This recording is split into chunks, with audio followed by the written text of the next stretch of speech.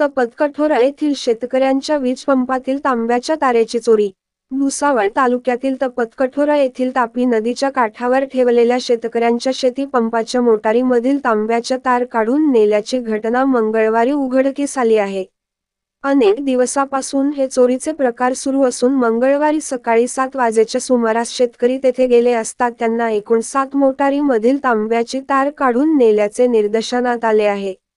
सदर घटनेने शेतकरी हवालदिल झाला असून आधीच शेतकऱ्याच्या मालाला भाव नाही आणि त्यात अशा प्रकार घडल्यास शेतकऱ्यांना काय करावे असा प्रश्न पडला आहे।